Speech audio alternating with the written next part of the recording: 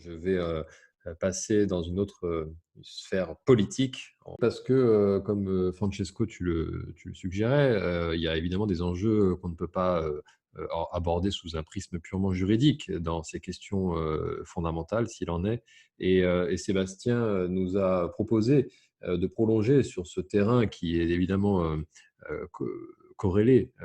On imbrique nécessairement le juriste et le politique lorsqu'on aborde des questions de traité, d'engagement et aussi de désengagement, de sortie, vous l'aurez compris, pour envisager la question plus particulière du Brexit, qui semble connaître un sursaut, cette question, hein, avec la période que l'on vit sous l'effet de l'épidémie de Covid. C'est cela, Sébastien? Oui, tout à fait. Merci, merci Marc de ton invitation et rebonjour à tous et à toutes pour cette première fois dans l'émission. Et donc, je vais parler d'un sujet qu'on avait un peu oublié avec tout ce qui s'est passé entre-temps, mais qui pourrait se rappeler à notre souvenir, c'est le Brexit. Euh, bon, alors le Brexit, ça pourrait sembler être du passé puisque le Royaume-Uni a quitté l'Union européenne le 31 janvier 2020 à minuit, heure de Bruxelles, donc c'est fait. Mais on le sait aussi, généralement, ce retrait est pour l'heure extrêmement formel, puisque en application de l'accord de retrait du 24 janvier 2020, le Royaume-Uni est actuellement dans une période dite transitoire pendant laquelle la quasi-totalité du droit de l'Union européenne continue de s'appliquer au Royaume-Uni. À quelques exceptions près, j'insiste pas. Et cette période court jusqu'au 31 décembre 2020. Elle peut être prolongée une seule fois, en vertu de l'accord de retrait, le 30 juin 2020 au plus tard, par commun accord entre le Royaume-Uni et l'Union européenne pour une période d'1 ou 2 ans. Toutefois, le Parlement britannique, lorsqu'il a intégré l'accord en droit interne, a adopté une disposition interdisant au gouvernement de faire usage de cette faculté. C'est un moyen de se mettre la pression et mettre la pression sur l'Union européenne. Cette période transitoire, donc, elle est destinée à être mise à profit pour que le Royaume-Uni et l'Union négocient un ou plusieurs accords, c'est ouvert, fixant de manière pérenne le cadre juridique de leurs relations futures. Alors, l'objectif accordé de ces négociations, le Royaume-Uni et l'Union européenne sont d'accord sur ces objectifs, c'est essentiellement de créer un double partenariat entre le Royaume-Uni et l'Union européenne.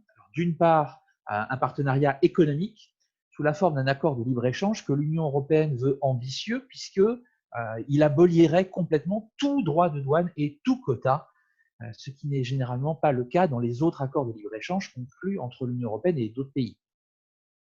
D'autre part, il s'agirait aussi de mettre en place un partenariat de sécurité qui impliquerait une coopération policière et judiciaire poussée, ainsi qu'une coordination en matière de politique étrangère et une participation au cas par cas du Royaume-Uni en matière de défense. Donc ça, c'est l'objectif. Et les négociations avaient commencé un peu avant la crise du coronavirus, mais la crise du coronavirus est passée par là. Et si tant est que l'exploit consistant à négocier un double partenariat aussi ambitieux en un an ait jamais été possible, il est à présent devenu hautement improbable. Et justement, le 15 mai 2020, Michel Barnier, qui est négociateur pour l'Union européenne, a prononcé un discours devant la Commission européenne auquel a répondu très rapidement une lettre envoyée à Michel Barnier par David Frost, qui est le négociateur britannique. Cette lettre a été envoyée le 19 mai 2020.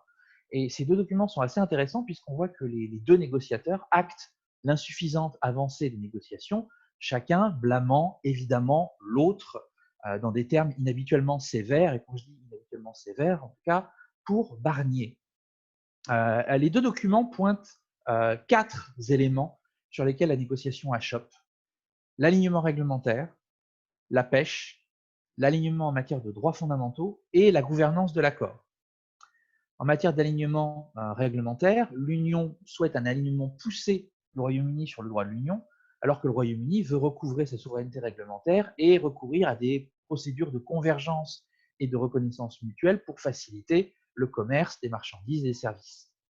En matière de pêche, l'Union souhaite conserver le même niveau d'accès des pêcheurs européens aux eaux britanniques que celui dont ils disposent à présent, ce que le Royaume-Uni exclut totalement. En matière de droits fondamentaux, l'Union conditionne la coopération policière et judiciaire avec le Royaume-Uni à un engagement ferme de ce dernier de rester soumis à des standards communs en particulier de rester partie à la CEDH et de s'aligner sur les standards de l'UE en matière de protection des données personnelles. Et le Royaume-Uni refuse de procéder à un tel engagement ferme. Enfin, en matière de gouvernance, l'Union souhaite que le mécanisme de règlement des litiges entre l'Union et le Royaume-Uni prévoie une compétence préjudicielle obligatoire de la Cour de justice pour l'interprétation des règles et concepts de droit de l'Union qui seraient rendus applicables au Royaume-Uni par l'effet de l'accord. Et le Royaume-Uni conteste ça. Si on veut résumer le cœur du désaccord, le gouvernement britannique souhaite que le Royaume-Uni soit traité comme un État tiers normal, à ceci près qu'il désire obtenir le meilleur de tous les accords existants entre l'Union et tous les autres États tiers. On retrouve là le cherry-picking typique de l'approche britannique concernant le Brexit. À l'inverse, l'Union considère qu'il n'est pas possible de traiter le Royaume-Uni comme un État tiers normal en raison du degré d'ouverture commerciale envisagé, de la proximité géographique du Royaume-Uni et de l'interdépendance économique entre le Royaume-Uni et l'Union. Alors, au vu de cette impasse dans laquelle les négociations semblent se trouver, il y a vraiment une perspective d'un échec des négociations à la fin des périodes transitoires qui entraînerait le rétablissement immédiat de toutes les frontières commerciales actuellement occultées par la période transitoire. Et il en résulterait potentiellement des effets désastreux sur l'économie qui s'ajouteraient à la récession induite par le coronavirus. Il pourrait donc apparaître raisonnable que le Royaume-Uni lève son veto à l'usage de la faculté de prolongation de la période transitoire prévue par l'accord de retrait. Pour l'instant, ça ne semble pas du tout être le cas. Alors, il n'est pas impossible que le gouvernement britannique considère qu'il pourra, comme ça avait déjà été le cas pendant la négociation de l'accord de retrait, procéder à des extensions multiples de courte durée et à la dernière minute. Très clairement, en l'état de l'accord de retrait, ça, c'est pas envisageable. Parce que, comme je l'ai mentionné précédemment, l'accord de retrait est beaucoup moins flexible que le fameux article 50 du traité sur l'Union européenne concernant la possibilité de prolongation de la période transitoire. Il ne peut y avoir qu'une seule prolongation. Celle-ci doit avoir lieu avant le 1er juillet et elle ne peut être que 1 ou 2 ans. On ne peut pas choisir 6 mois, 13 mois, etc., etc. Par conséquent, si le Royaume-Uni décidait de finalement lever son veto après la date fatidique du 30 juin, et ou éventuellement pour une durée autre qu'1 an ou 2 ans, eh bien, la seule option juridiquement viable serait un amendement de l'accord de retrait. Le problème, c'est que personne ne sait exactement comment ça serait possible en droit de l'Union d'amender l'accord de retrait qui lie l'Union européenne au Royaume-Uni. En effet, l'accord de retrait a été conclu sur la base de l'article 50 du traité sur l'Union européenne, et cet article 50, c'est la seule base juridique qui permet à l'Union de conclure un accord international avec un de ses États membres. Mais le Royaume-Uni n'est plus un État membre. Et par ailleurs, une telle possibilité d'utiliser l'article 50 après le retrait semble difficile à concilier avec l'inscription dans ce même article 50 d'un délai de 2 ans pour pouvoir conclure un accord. Et par ailleurs, en raisonnant par l'absurde, s'il était possible d'utiliser l'article 50 pour modifier l'accord de retrait, alors il serait envisageable d'intégrer plein de choses dans cet accord de retrait, toujours sur la base de l'article 50, y compris l'accord sur les relations futures lui-même, ce qui serait un abus de base juridique. Et donc, il y a de bonnes raisons de penser que l'article 50 n'est plus une base juridique disponible pour un accord entre l'Union et le Royaume-Uni pour modifier l'accord de retrait. Alors quoi? Alors, dans ce cas-là, il faudrait utiliser une base juridique existante pour un accord international entre l'Union européenne et un État tiers. Ça pourrait être, par exemple, l'article 217 du traité sur le fonctionnement de l'Union européenne qui permet des accords d'association. Cependant, si on fait ça, ça aura des conséquences procédurales. D'abord, dans le cadre de l'article 217, le Conseil doit voter à l'unanimité, alors que dans le cadre de l'article 50, il vote à la majorité qualifiée. Et donc, s'il y a l'unanimité, ça veut dire que chaque État membre a un droit de veto. Mais surtout, il est difficile d'envisager qu'un accord international appliquant la quasi-totalité du droit de l'Union à un État tiers puisse relever de la compétence exclusive de l'Union européenne. Et d'ailleurs, les accords d'association normaux, qui sont beaucoup plus modestes, sont toujours mixtes, c'est-à-dire qu'ils doivent être ratifiés par l'Union européenne et par l'ensemble de ses États membres. Et donc, dans ce cas-là, il faudrait vraisemblablement une autorisation des 27 parlements nationaux, ce qui rendrait l'opération dans son ensemble au mieux longue et complexe, au pire périlleuse. Pour conclure, le retrait effectif du Royaume-Uni le 31 janvier 2020, d'abord, et la crise du coronavirus ensuite, semblaient avoir relégué le Brexit à l'arrière-plan de l'actualité. Pourtant, il n'est pas impossible que dans un futur proche, le tic-tac familier du Brexit, qu'on croyait avoir oublié, pourrait à nouveau se faire entendre. Merci.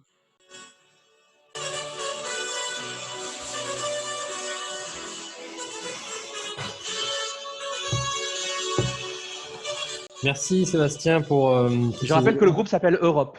Je veux dire, cette chanson, Final Countdown, Europe, c'est parfait. Eh oui, je n'ai pas osé, Tellement parfait. je n'ai pas osé la mettre en fin de mon introduction, ce que j'avais prévu de faire au départ, quand Sébastien m'a indiqué qu'il comptait l'exploiter dans le cadre d'un intitulé qui lui donnait une pleine actualité. Donc merci Sébastien et promis, évidemment, on mettra les liens nécessaires pour ceux qui ne connaîtraient pas encore ce chef-d'œuvre de synthétiseur. Merci pour ces éléments. Moi, je découvre évidemment beaucoup de choses. Comme disait Mélanie, j'ai l'impression que c'est très kafkaïen comme disons, moment que nous vivons une fois de plus avec nos amis anglais. Est-ce qu'il y a des réactions du côté des spécialistes de ces questions dont je ne fais absolument pas partie? Et là, je le confesse volontiers. Je ne suis peut-être pas le seul, mais ça me rassure. Moi, je me pose une question en n'étant pas du tout spécialiste. Est-ce que finalement, le fait qu'ils aient été membres, même s'ils ne sont plus membres, on ne pourrait pas utiliser une fiction et maintenir de manière résurgente, tant que les liens ne sont pas totalement éteints, puisqu'on est encore dans une situation d'entre-deux, maintenir ipso facto l'applicabilité de l'article en question pour permettre que ce soit le plus fluide possible par un phénomène de fiction. En même temps, le droit est une fiction, donc…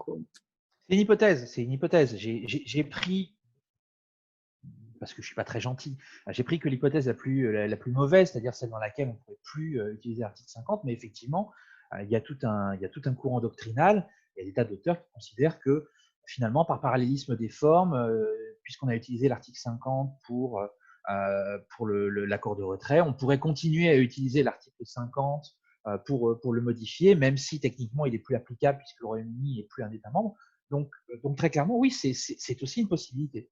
Voilà. On est comme dans beaucoup de choses en matière de Brexit, comme on est dans l'inédit le plus total et comme on est dans des questions qui souvent sont pas posées à la Cour de justice, le droit est dans un état quantique, c'est-à-dire c'est le chat de Schrödinger, tout est possible et rien n'est possible tant que la Cour de justice n'a pas tranché. On peut pas savoir. C'est comme la possibilité de faire machine arrière.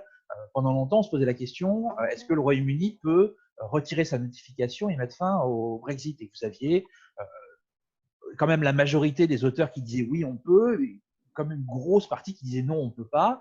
Tout le monde avait des arguments très très convaincants, basés essentiellement sur de la pure logique et des éléments systémiques, parce qu'il n'y avait pas de jurisprudence. Et puis la Cour de justice est venue et a dit bon, bah, ok, on peut.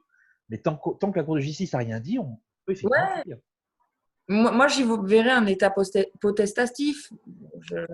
Quand tu fais une transition, par exemple, de genre, aujourd'hui, comme le mariage des personnes de même sexe est possible, ton mariage peut être maintenu alors même que tu as changé d'identité de genre à l'état civil.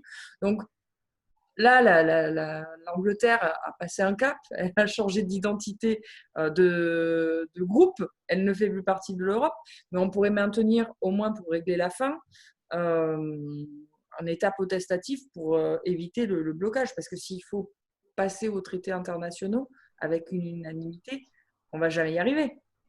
Le problème, c'est que l'état potestatif, on y est déjà. C'est la période transitoire, et puis il y avait déjà un rallongement qui était prévu, et Boris Johnson a décidé qu'il ne voulait pas utiliser cette possibilité parce qu'il voulait, comme je disais, se mettre la pression et mettre la pression sur l'Union européenne. Donc, du coup, c'est compliqué de potestativiser l'État qui est déjà potestatif. Ça commence à faire, ça fait beaucoup du coup. Donc, mais j'ai pas la réponse. Hein. J'ai absolument pas la réponse. Je n'ai fait qu'envisager de façon tout à fait sadique et perfide l'hypothèse la plus désagréable pour les Britanniques, qui est ce que je fais en général. J'ajouterais qu'en réalité, ce que veulent les Britanniques, c'est être un ex-État membre, pas un pays tiers. Et bon, le problème, c'est que… Le truc, c'est que du coup, quand tu regardes leur position dans les négociations, en réalité, c'est plutôt l'inverse. C'est plutôt l'Union européenne qui insiste sur mais t'étais un État membre, et donc il y a déjà des flux commerciaux vachement importants. Donc, c'est pas comme dans un accord de libre-échange où on essaie de créer une relation commerciale. La relation commerciale, elle existe, elle est préexistante. Les flux, ils existent déjà. Donc, et le Royaume-Uni qui dit non, mais moi, je veux pas être traité comme un État ex-membre, machin, etc. Je veux pas que vous m'imposiez de continuer à respecter les règles sur les États. Mais je veux pas, non, non, traitez-moi comme un État tiers, juste comme le meilleur État tiers possible. C'est-à-dire, traitez-moi comme la somme de tous les autres États tiers avec qui vous avez conclu des accords et donnez-moi juste le best-of de tous les accords que vous avez conclus avec des autres États tiers. Donc, je veux être un État tiers, mais le best-of des États tiers. Mais je ne veux pas être un État ex-membre. Oh là, non, je ne veux pas que vous me traitiez des trucs bizarres comme ça avec la Cour de justice qui me tombe sur le rable et tout. Non, ils veulent être traités comme des États tiers, juste le best of the best de l'État tiers. Les Anglais, quoi. C'est ça. Pas oublier que les négociations avec Andorre pour un accord de libre-échange sont encore en cours, donc on a le temps. On a le temps, oui. Merci pour ces éléments et ce questionnement que Mélanie a su à la fois mettre à l'honneur sous l'angle du droit civil et des canons du genre avec un grand G. Nous allons fermer la parenthèse communautaire et ouvrir un volet un peu plus national. Donc, je remercie encore vraiment Francesco et Sébastien, nos deux animateurs de ce soir, avec en complément les éléments du DAB pour ces éclairages qui ne manqueront pas, à mon avis, de servir à celles et ceux qui veulent y voir un peu plus clair. Je ne promets pas qu'ils y verront beaucoup plus clair. Pour ça, il faut qu'ils aillent lire. Il n'y a pas qu'entendre et voir, il faut lire ce que Francesco écrit, ce que Sébastien a pu également ou va livrer sur les réflexions que tu nous as fait partager et tant d'autres collègues qui œuvrent sur ces questions délicates. Et bon courage surtout pour vos cours de la rentrée en droit institutionnel et matériel de l'Union européenne. Merci.